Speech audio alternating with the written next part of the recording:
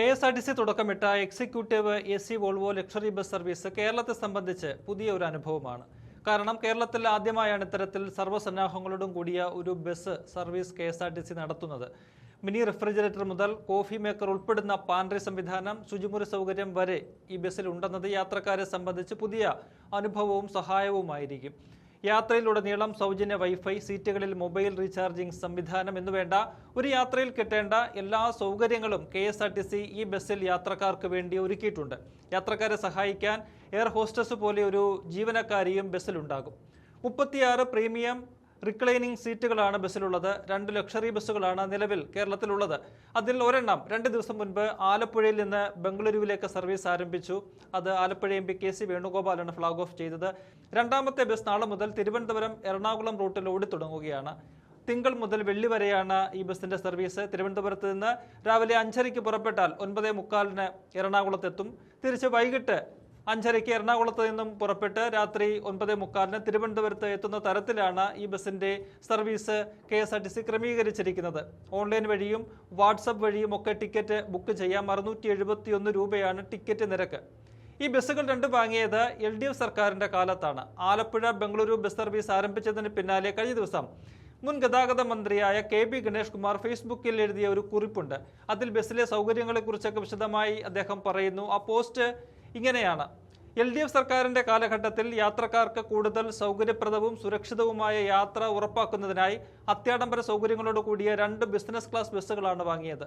അതിൽ ഒരു ബസ് ആലപ്പുഴ ബംഗളൂരു റൂട്ടിൽ ഇതിനകം സർവീസ് ആരംഭിച്ചു കഴിഞ്ഞു.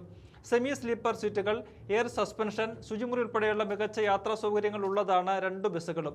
ഭക്ഷണവും കഫറ്റീരിയയും പാൻട്രി സൗകര്യവും ഒക്കെയുള്ള കേരളത്തിലെ തന്നെ ആദ്യ ബസ്സാണ്. കൂടാതെ ഓരോ ബസ്സിലും പ്രത്യേകം TVയും മൊബൈൽ ഫോണുകൾ ചാർജ് ചെയ്യാനുള്ള പ്രത്യേക സൗകര്യവും യാത്രക്കാരെ സഹായിക്കാനായി 2 ബസ്സുകളിലും എയർ ഹോസ്റ്റസ് മാതൃകയിൽ ബസ് ഹോസ്റ്റസ് സേവനം ലഭ്യമാക്കുവാനാണ് തീരുമാനിച്ചിരുന്നത്.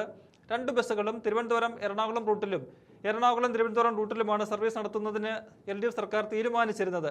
റോഡ് പണി പൂർത്തിയാകുന്ന മുറയ്ക്ക് സർവീസ് തൃശൂർ വരെ നീട്ടുവാനും പദ്ധതി ഉണ്ടായിരുന്നു.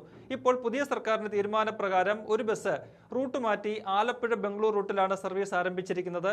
ഏതായാലും നല്ല നിലയിൽ സർവീസ് നടത്തുവാനും കൂടുതൽ യാത്രക്കാരെയും യാത്രക്കാർക്ക് സുഖകരമായ യാത്രാ സൗകര്യങ്ങൾ ലഭിക്കുകയും ചെയ്യട്ടെ എന്ന് ആശംസിക്കുന്നു. രാജ്യത്ത് ഇറങ്ങിയതിൽ വെച്ച് ഏറ്റവും സൗകര്യം കൂടിയ വോൾവോ ബസ്സുകളാണിത്.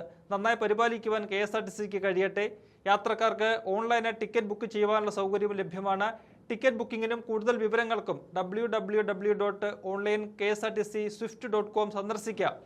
ഞങ്ങൾ തുടങ്ങിയതല്ലേ, ഞങ്ങളുടെ കുഞ്ഞല്ലേ, നന്നായി വരട്ടെ എന്ന് അനുഗ്രഹിക്കുന്നതിനൊപ്പം രണ്ടാമത്തെ ബിസിനസ് ക്ലാസ് ബസ്സും എത്രയും പെട്ടെന്ന് ഈ ഓണക്കാലത്ത് തന്നെ സർവീസ് ആരംഭിക്കുവാൻ കഴിയട്ടെ എന്ന് പ്രാർത്ഥിക്കുകയും ചെയ്യുന്നുണ്ട് മുൻ ഗതാഗത മന്ത്രി. അതായത് ആദ്യത്തെ ആലപ്പുഴ ബംഗളൂർ ബസ് സർവീസ് ആരംഭിച്ചതിന് തൊട്ട് പിന്നാലെയാണ്, അതിൻ്റെ അടിസ്ഥാനത്തിലാണ് മുൻ ഗതാഗത മന്ത്രി കൂടിയായ ഗണേഷ് കുമാർ ഈ പോസ്റ്റ് ഇടുന്നത്. ആ സമയത്ത് രണ്ടാമത്തെ സർവീസ് ആരംഭിക്കുന്നതിനുള്ള തീരുമാനം എടുത്തിരുന്നു. അത് അദ്ദേഹം അറിഞ്ഞിരുന്നില്ല. അതുകൊണ്ടാണ് അദ്ദേഹം പറഞ്ഞത് രണ്ടാമത്തെ ബസ് ഉടൻ തന്നെ സർവീസ് നടത്തുവാൻ ആരംഭിക്കട്ടെ, അല്ലെങ്കിൽ അതിന് കഴിയട്ടെ എന്ന് അദ്ദേഹം പ്രാർത്ഥിക്കുന്നത്. ഈ പോസ്റ്റിനകത്ത് അദ്ദേഹം ഇത് ഞങ്ങളുടെ കുഞ്ഞല്ലേ എന്ന് വിളിച്ച് പറയുന്നത് അത് കാണാനാണ് ഏറെ രസകരം. കാരണം കഴിഞ്ഞ ദിവസമാണ് മുഖ്യമന്ത്രി VD സതീശൻ വിഴിഞ്ഞം തുറമുഖത്തെ എക്സിം പ്രവർത്തനങ്ങളുടെ ഉദ്ഘാടനം നിർവഹിച്ചത്. അത് 2015 അന്നത്തെ മുഖ്യമന്ത്രിയായിരുന്ന ഉമ്മൻചാണ്ടി സർക്കാർ തറക്കല്ലിട്ട് ആരംഭിച്ച കേരളത്തിന്റെ ചരിത്രത്തിലെ തന്നെ ഒരു വൻകിട പദ്ധതിയാണ്. ഗണേഷിന്റെ ഭാഷയിൽ പറഞ്ഞാൽ UDFന്റെ കുഞ്ഞാണ് വിഴിഞ്ഞം. കഴിഞ്ഞ 10 കൊല്ലം അധികാരത്തിലിരുന്ന പിണറായി സർക്കാരിന്റെ കാലത്താണ് വിഴിഞ്ഞത്തെ സുപ്രധാന നിർമ്മാണങ്ങൾ നടന്നതും പ്രവർത്തനങ്ങളുടെ ഉദ്ഘാടനം നിർവഹിച്ചതും ഒക്കെ തന്നെ. ഈ ഉദ്ഘാടന വേദികളിൽ ഒന്നിൽ പോലും ഉമ്മൻചാണ്ടിയുടെ പേര് പരാമർശിക്കാൻ പോലും LDF സർക്കാർ തയ്യാറായിരുന്നില്ല. പ്രതിപക്ഷത്തായിരുന്ന UDFനെ അവഗണിച്ച് തങ്ങളുടെ കുടുംബസ്വത്ത് പോലെയായിരുന്നു വിഴിഞ്ഞത്തെ പിണറായിയും കൂട്ടരും അന്ന് കൈകാര്യം ചെയ്തിരുന്നത്. 2 KSRTC ലക്ഷറി ബസ്സുകൾ വാങ്ങിയതിന്റെ പിതൃത്വം ഗണേഷ് ഏറ്റെടുക്കുന്നതിൽ തെറ്റൊന്നുമില്ല. അവസാന കാലത്താണ് ബസ്സുകൾ വാങ്ങിയത്. അതുകൊണ്ട് തന്നെ പുതിയ സർക്കാരിന്റെ കാലത്ത് മാത്രമേ അതിന്റെ സർവീസ് നടക്കുകയായിരുന്നുള്ളൂ. അതിന് നിയോഗം ലഭിച്ചത് UDFനാണ്. 2 ബസ്സുകളുടെ പിതൃത്വം ഏറ്റെടുക്കാൻ ഗണേഷ് ആവേശം കാട്ടുന്നത് കാണുമ്പോൾ വിഴിഞ്ഞത്തിന്റെ പിതൃത്വം ആർക്കാണ് കൊടുക്കേണ്ടത് എന്നതുകൂടി പറയേണ്ടതുണ്ട്.